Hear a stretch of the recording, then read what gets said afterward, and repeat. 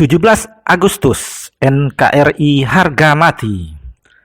Republik Indonesia atau yang kini dikenal sebagai NKRI, Negara Kesatuan Republik Indonesia, merupakan sederetan rangkaian kepulauan yang ada di antara dua benua, yakni antara benua Asia dan benua Australia. Tidak hanya itu, gugusan pulau yang unik ini diapit juga oleh dua samudra, yakni Samudra Pasifik dan Samudra Hindia, dan dikelilingi oleh banyak sekali lautan, seperti Laut Jawa, Laut Flores, Laut Sulawesi, Laut Natuna Utara, dan sebagainya. Inilah archipelago yang sangat indah dan menakjubkan. Indonesia itu terkenal dengan rendang juga, Bang Wit. Walah, kalau soal makanan kamu memang jago. Mari kita saksikan saja videonya.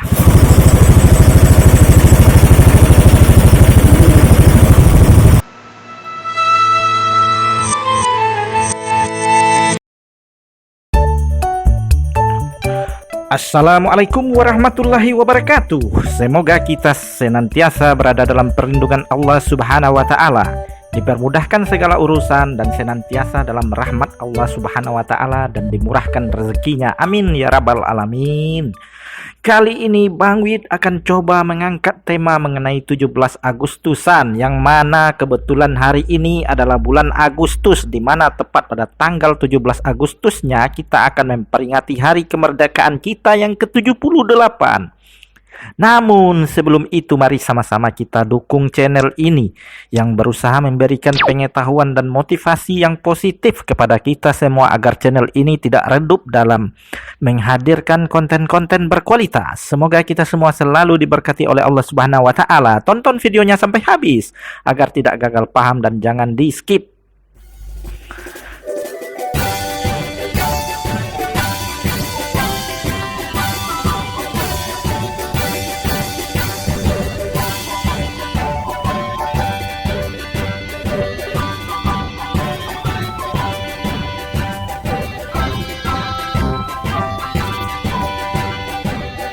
Peringatan HUT Kemerdekaan RI yang ke-78 jatuh pada Kamis 17 Agustus 2023. Puncak perayaan Hari Jadi Kemerdekaan Indonesia dengan pelaksanaan upacara pengibaran bendera merah putih.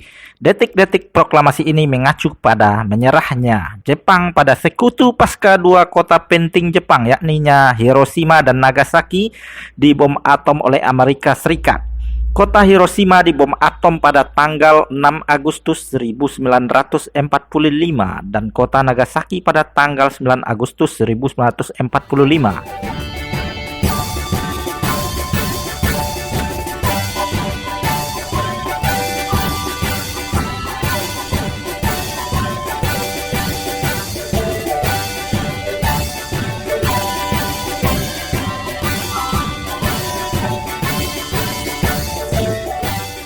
Berita kekalahan Jepang tersebut akhirnya sampai pada telinga pemuda Indonesia, Sultan Syahrir, melalui siaran radio Amerika.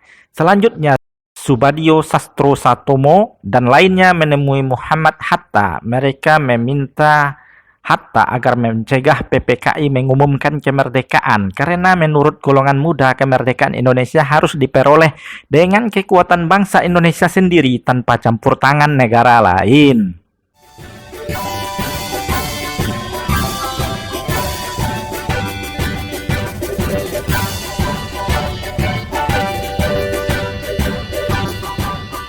Itulah sedikit sejarah mengenai detik-detik proklamasi yang jatuh pada tanggal 17 Agustus 1945. Tentunya setelah pengasingan dua bapak proklamasi, yakni Bung Karno dan Bung Hatta, ke Rengas Dengklok dengan tujuan untuk menghindarkan kedua pimpinan itu dari pengaruh Jepang.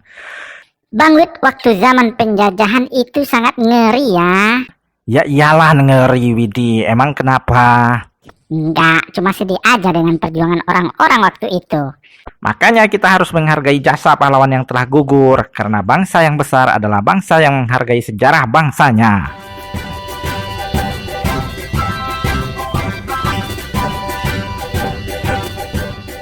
Setelah 78 tahun Indonesia merdeka pada 17 Agustus 2023 ini, tentunya masih banyak yang perlu dibenahi negara ini, terlepas dari keberhasilan perkembangan di beberapa bidang. Tentunya dukungan dari segenap bangsa Indonesia dari Sabang sampai Merauke yang berjajar pulau-pulau demi bersama membangun negeri yang sangat diharapkan. Meskipun rintangan pasti menghadang, persatuan harus tetap dipertahankan karena NKRI harga mati.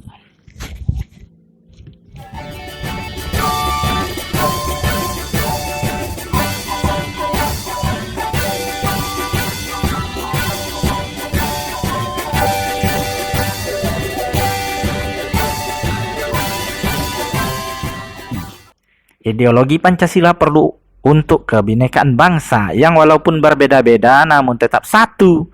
Tidak ada individu ataupun kelompok yang berada di atas individu ataupun kelompok yang lainnya. Semuanya adalah sama dan setara dalam bingkai negara kesatuan Republik Indonesia. Persoalan-persoalan yang perlu diperjuangkan tentunya masih banyak dan sangat banyak. Mulai dari hutang luar negeri dan hutang dalam negeri yang mencapai ribuan triliun. Dan masalah daerah-daerah terluar yang tentunya perlu support, serta daerah perbatasan yang memerlukan pengawalan ekstra. Ada lagi yang perlu diperjuangkan, Bang Wid. Apa tuh? Berjuang untuk mendapatkan cinta bagi yang jomblo, Bang Wid. Weleh, itu lain persoalan, Widi. Yang Bang Wid maksud, ini adalah perjuangan untuk tanah air ya.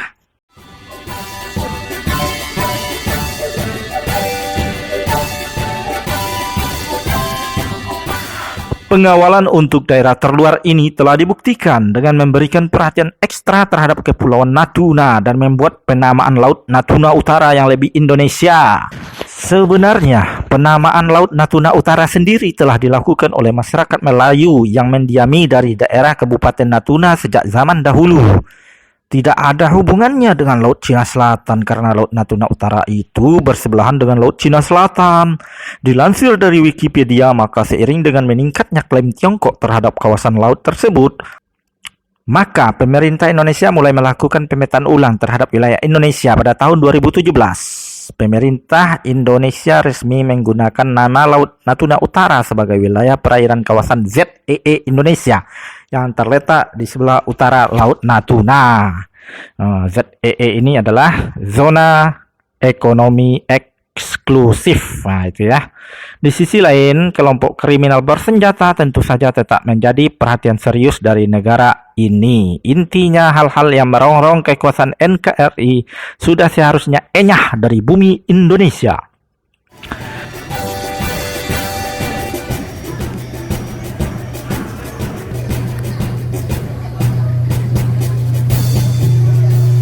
Permasalahan ekonomi dan kemiskinan masih menjadi hal yang serius di bumi ini. Tidak ada negara yang benar-benar terbebas dari kemiskinan. Intinya selama masih ada kapitalisme di bumi ini, maka jarak antara si miskin dan si kaya akan ada jurang yang dalam. Di Indonesia masih banyak keluarga-keluarga yang berada di bawah garis kemiskinan. Tentunya hal-hal tersebut menjadi perhatian negara. Upaya negara dalam hal menangani kemiskinan sudah sangat serius. Terbukti dengan diluncurkannya program-program penanganan kemiskinan berupa bantuan-bantuan sosial yang menyasar langsung kepada keluarga pemerlu kesejahteraan sosial. Seluruh program bansos dari pusat ini hanya mengacu kepada data DTKS sebagai sumber data untuk semua model program bantuan sosial seperti sembako, PKH, PBI, RST, BLT BBM, sembako adaptif, BLT minyak goreng, yatim piatu, permakanan, PENA, BPNT, PPKM, BST, dan bantuan atensi. Dengan sangat kompleksnya seri bantuan sosial dengan tujuan dan kegunaan masing-masing tersebut, maka dapat diharapkan ke depannya dapat menekan laju angka kemiskinan di negara kesatuan Republik Indonesia ini, atau setidaknya menaikkan standar ambang batas kemiskinan itu sendiri.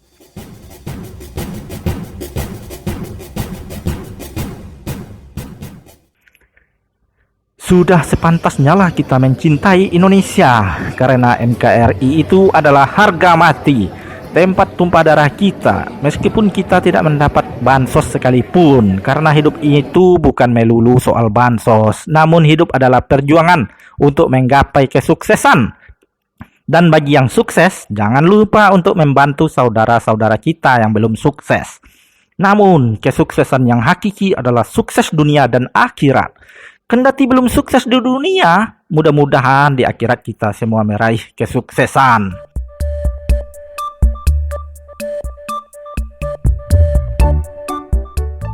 Mari cintai kreator dalam negeri dan dukung channel yang bermutu sebagai bentuk rasa cinta tanah air. Hentikan sikap dengan mental sebagai negara terjajah. Ingat, orang luar tidak benar-benar peduli, kecuali hanya jika itu menguntungkan bagi mereka. Selamat ulang tahun Republik Indonesia Dirgahayu ke-78, semoga jaya selamanya. NKRI harga mati.